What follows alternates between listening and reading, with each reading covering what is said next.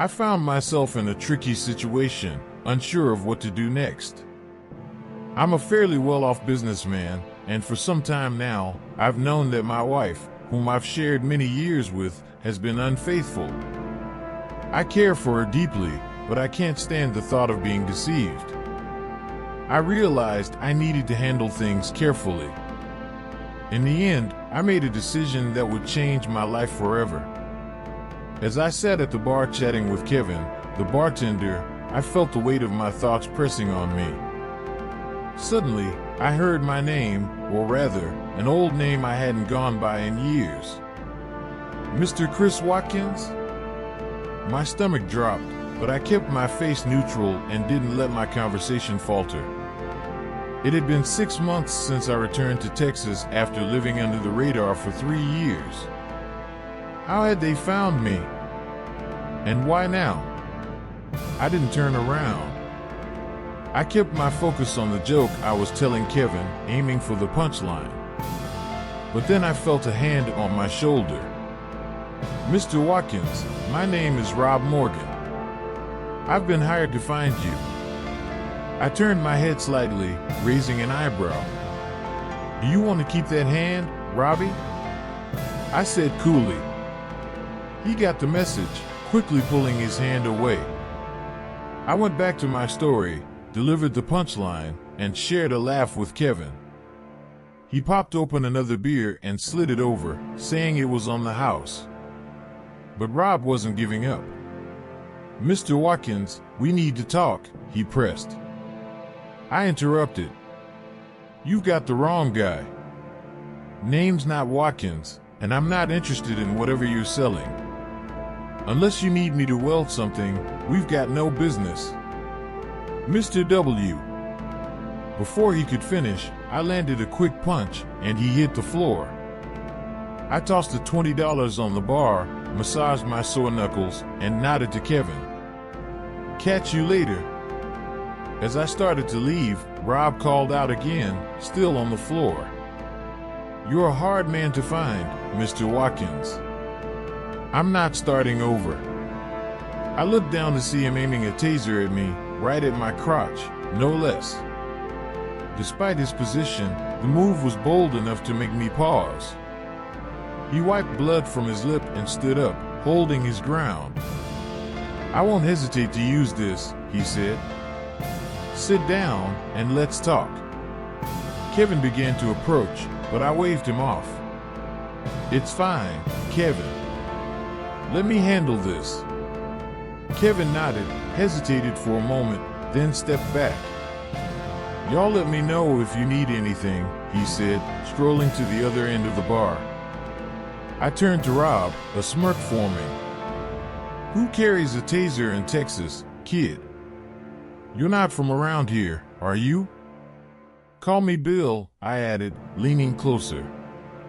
Now, what's this about? Why don't you explain who this Watkins guy is and what your problem is with him? Rob sighed, settling into a booth with me. He motioned for Kevin to bring us beers. Fine, Bill. Let's do it your way, for now.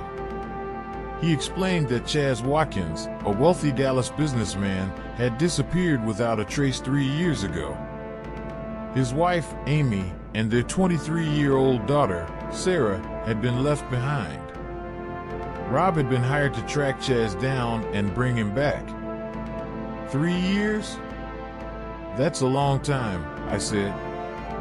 What's that got to do with me? You've clearly got the wrong guy. I don't think so, Rob replied. What he didn't know was how far I had gone to bury my old identity. I'd left behind everything, my job, my homes, my cars, and even my name. I'd grown a beard, gained weight, and changed my habits. No one would recognize me now, not even Amy. But there was one person I couldn't cut off completely, Sarah. My daughter. I sent her emails every so often just to let her know I was alive. But I never told her where I was or why I'd left. She'd have to get those answers from her mother. Rob kept talking, describing how Amy had struggled to manage without me. She couldn't access all our assets, and her attempts to declare me legally dead had hit a wall until Sarah received one of my emails. Robbie leaned back in his chair, looking slightly weary but determined. Mrs. Watkins was overjoyed when she received that email from someone claiming to be Chaz Watkins, he said. But it threw a wrench into her plan to have him declared legally deceased. Without that status, she couldn't gain full control of the marital assets, and she was stuck. That's when she hired us to find him and bring him back to face charges of fraud. I couldn't help but chuckle at the absurdity of it all. Poor woman, I said, smirking. Sounds like quite the soap opera. But tell me, Robbie, where do I fit into this made-for-TV drama? He didn't flinch.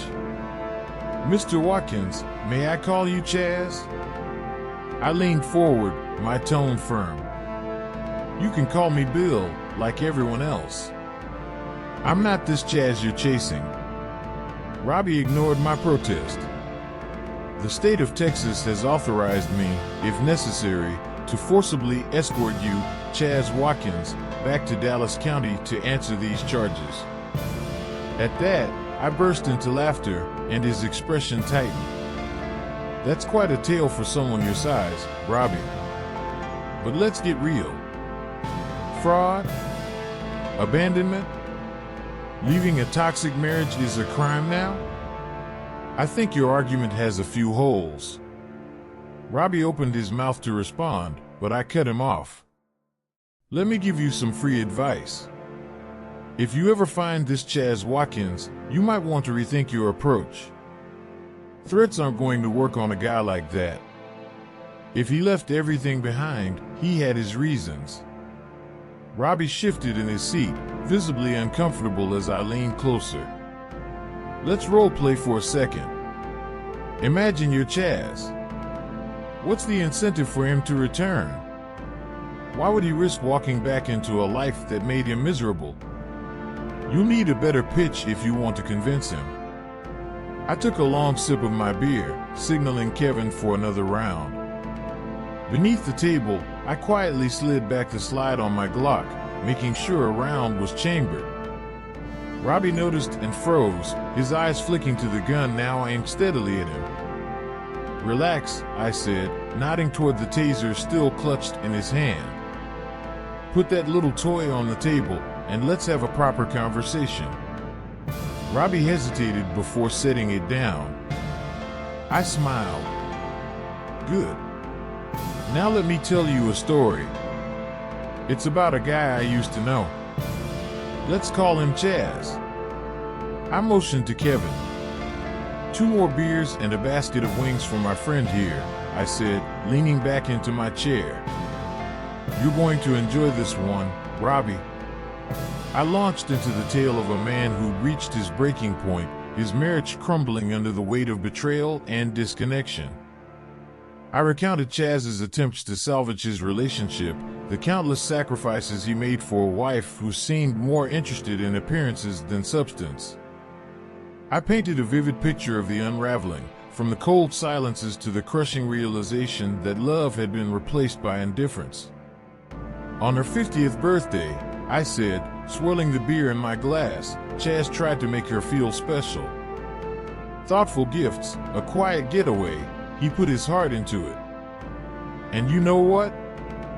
It wasn't enough. The disappointment on her face said it all.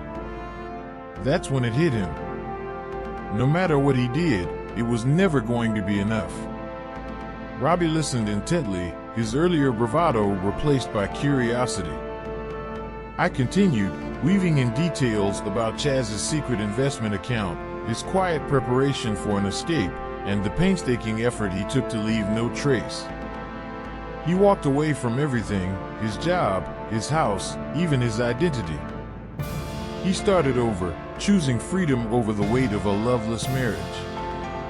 Leaning forward, I lowered my voice. And now, you're telling me that Amy, the woman who drove him to the edge, wants him back? Wants to drag him into court for fraud? Robbie, my friend, you're chasing a ghost. Chaz is gone. He's built a new life, far from the mess she made. Robbie sighed, leaning back. You're quite the storyteller, Bill. Where's your friend Chaz now? I shrugged nonchalantly. Who knows? Welding something, probably. Or maybe fishing in Wisconsin. Wherever he is, he's happy, and he's not looking back. Robbie steadied me for a moment, then stood, pulling out a couple of bills and tossing them on the table. Thanks for the chat, he said, extending his hand. No hard feelings. None, I replied, shaking his hand firmly. But let me give you some advice. Be careful who you mess with next time. He nodded, turning to leave, but paused after a few steps. Without turning around, he said, for what it's worth, Amy still loves him. She regrets everything and wanted to make things right. I shook my head, my tone flat. Women like her don't love anyone but themselves, Robbie. They regret losing what they can no longer use. Chaz deserves better, and so does his daughter. Robbie nodded slowly, then walked away. As he disappeared through the door, I leaned back in my chair, a faint smile tugging at my lips. The winter in Wisconsin is harsh, I thought, but maybe CWW LLC could manage a move up north. Maybe.